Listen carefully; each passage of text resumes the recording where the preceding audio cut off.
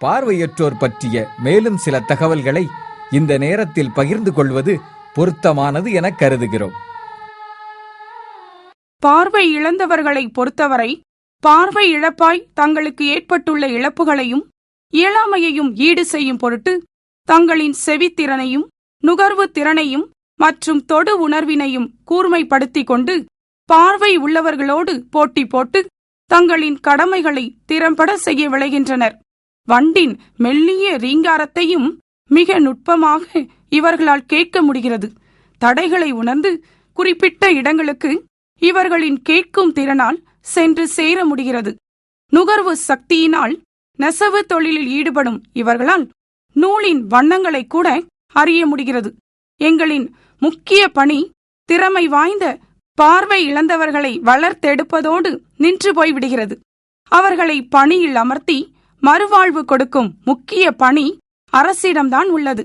திறமை வாய்ந்த பார்வை இழந்தவர்களுக்கு 1 விழுக்காடு இட ஒதுக்கீட்டினை அரசு பணி வழங்குவதில் செயல்படுத்தினால் இவர்களின் எதிர்காலம் ஒளிமயமாய் மாறக்கூடும் என்பது எங்களின் அசைக்க முடியாத நம்பிக்கை. ஒரு காலத்தில் பிறவி பார்வை இழந்தவர்களின் விழுக்காடு அதிகமாக இருந்தது.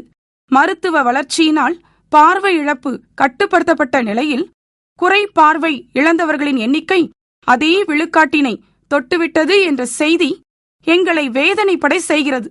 இந்த பள்ளியில் ஆண்டுதோறும் 20க்கும் மேற்பட்ட பார்வை இழந்த மாணவர்கள் சேர்த்துக் கொள்ளப்படுகின்றனர். விரல்களை விழிகளாக்கி விண்ணையே தொடும் சூட்சமங்களை கற்றுக்கொண்ட இவர்களுக்கு உயர உயர செல்ல வேண்டும் என்ற வேட்கை ஏராளமாகவே இருக்கின்றன.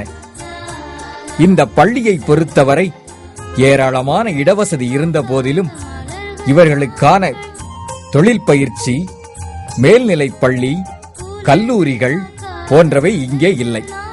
இதற்காக இவர்கள் மதுரை, சென்னை போன்ற நகரங்களுக்கு செல்ல வேண்டியுள்ளது. இங்கே உள்ள பார்வை இழந்தவர்கள் பலர் வறுமை கோட்டுக்கு கீழே உள்ளவர்கள். இவர்களால் இத்தகைய நகரங்களுக்கு சென்று தங்கள் மேல்நிலை படிப்புகளை தொடர முடியாது. எனவே இந்த பள்ளியிலேயே தொழில் பயிற்சி, கல்லூரி போன்றவை அமைந்தால் மிகவும் சிறப்பாக இருக்கும் என இவர்கள் கருதுகின்றனர். இவை மட்டுமல்லாமல் அரசு நடத்தும் போட்டித் தேர்வுகளான IAS, IPS போன்ற தேர்வுகளை எழுதும் பயிற்சி மையங்கள் இங்கே வேண்டும் என்றும் இவர்கள் விரும்புகின்றனர். இத்தகைய முயற்சிகளுக்கு இந்த பள்ளியின் தற்போதைய தாளாளர் திரு ஜெவராஜ் ஆசிரியர் அவர்கள் ஊக்கம் கொடுத்து செயல்பட்டு வருகிறார். பள்ளியில் நான் தாளாளராக 1/4/2010 முதல் பொறுப்பேற்று நடத்தி வருகிறேன். கட்டிடங்கள் எல்லாம் பழுது பார்க்கப்பட்டுள்ளது. அநேக கட்டிடங்கள் புது பொலிவுடன் இயங்கும்படியாக வர்ணங்கள் தீட்டப்பட்டுள்ளது. இமானுவேல் ஆலயம் என்று ஒரு ஆலயம் இருக்கிறது. இந்த ஆலயம் பிரதிஷ்டை பண்டிகை கொண்டாடப்படாமல் இருந்தது. இப்ப 2 ஆண்டுகளாக அந்த பிரதிஷ்டை விழா கொண்டாடப்பட்டுள்ளது. நான் பொறுப்பேற்ற பொழுது சுமார் 5 லட்சம் கடனாக இருந்தது. அந்த கடன்கள் அடைக்கப்பட்டுள்ளது. பல்வேறு வரவுகள் வராவிட்டாலும் கூட இந்த கடன்களை அடைத்துள்ளோம். இந்த பள்ளியின் முதல்வராக திரு கிங்ஸ்டன் அவர்கள் பொறுப்பேற்ற நாளிலே நாங்கள் 2 பேரும் இணைந்து அநேக காரியங்களை நாங்கள் செய்துள்ளோம். பள்ளியில +2 வகுப்புகள் தொடங்கப்பட வேண்டும் என்று அதற்கான முயற்சிகள் மேற்கொள்ளப்பட்டு வருகிறது. இன்னுமாக இப்பொழுது 3 மாணவர்கள் ஏற்கனவே 10th முடித்து வெளியே சென்றவர்கள் உள்ளே இருந்து அங்கே மகாராஜா நகரில் இயங்கி வரும் பயிற்சி பள்ளியில சேர்க்கப்பட்டு அவர்கள் இசை பயிற்சி பெறுகிறார்கள். இந்த இசை பயிற்சியின் மூலமாக அநேக மாணவர்களுக்கு அது பிரயோஜனமாக இருக்கு என்று நம்புகிறோம். இந்த +2 பெர்மிஷன் அனுமதி கிடைக்கும் வரை இங்கு பக்கத்தில் உள்ள மேல் சார்ஜன் ஹையர் செகண்டரி ஸ்கூலில், ஜான்ஸ் மேல்நிலை பள்ளியிலுமாக 2 பள்ளிகளிலும் நாங்கள் இந்த ஆண்டு செய்ய நாங்கள் முயற்சிக்கிறோம். CBM என்ற நிறுவனம் தனது கொடுத்து வந்த பணத்தை அதை நிறுத்திவிட்டது. இருந்த போதிலும் கர்த்தர் இந்த பள்ளியை அநேக நன்கொடை மூலமாக அநேகருடைய தொண்டுள்ள மூலமாக இந்த பள்ளியை சிறப்பாக நடத்துவதற்கு ஆண்டவர் துணை செய்கிறார். அன்பிற்குரியவர்களே, உங்கள் வாழ்க்கையில் மகிழ்ச்சியான மறக்க முடியாத நாட்களை உங்கள் வீடுகளில் விளக்குகளை ஏற்றியும் மெழுகுவர்த்திகளை ஒளிரவிட்டும் நண்பர்களோடு பரிசு பொருட்களை பரிமாறியும் கொண்டாடுவீர்கள் அல்லவா? அந்த மகிழ்ச்சியின் கொண்டாட்டங்கள் இந்த உலகை பார்க்காத மலர்களோடும் தொடரட்டுமே. உணவு மட்டும் இவர்களின் முக்கிய தேவையில்லை. அதை தாண்டியும் ஏராளமான தேவைகள் இவர்களுக்கு உண்டு.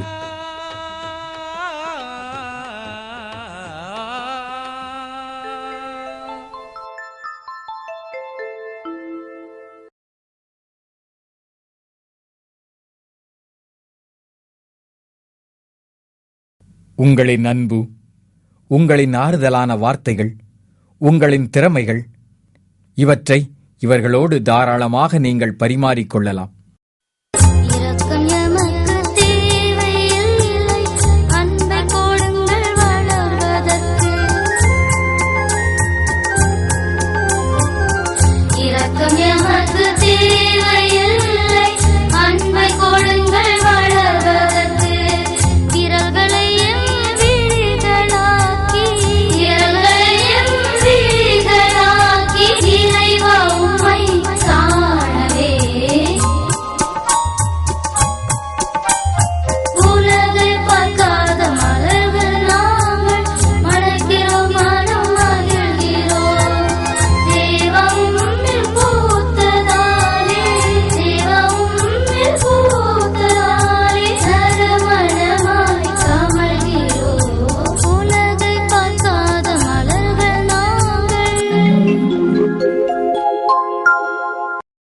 மனிதநேயம் மிக்கவர்களே, நீங்கள் கொடுக்கும் ₹1 கூட ஒளிவு மறைவின்றி இவர்களின் ஏதாவது ஒரு தேவையை நிறைவேற்ற பயன்படுத்தப்படுகிறது என்பதை நீங்கள் அறிந்து கொள்ள வேண்டும்.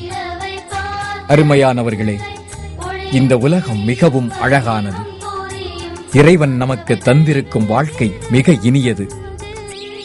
நாம் பெற்றிருக்கின்ற இந்த இனிய வாழ்க்கையை அர்த்தமுள்ளதாக்க இந்த எளியவர்களுக்கு ஏதாவது ஒன்றை நாம் செய்ய வேண்டும். இந்த உலகை பார்க்காத மலர்களுக்காக நீங்கள் என்ன செய்ய போகிறீர்கள்? நீங்கள் செய்யும் உதவிகளுக்கு கைமாறாக இவர்களால் உங்களுக்காக, உங்களின் குடும்பத்திற்காக, உங்களின் வளர்ச்சிக்காக, உங்களின் வாழ்க்கைக்காக பிரார்த்தனை செய்ய முடியும். மங்கீருண்ட வெளிகளிலே மனம் விம்மி பிதுங்கும் அழுகையிலே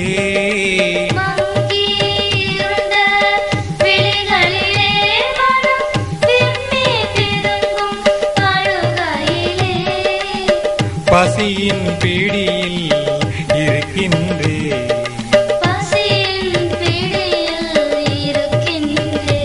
என்னை பார்த்திட உங்களை அழைக்கின்றே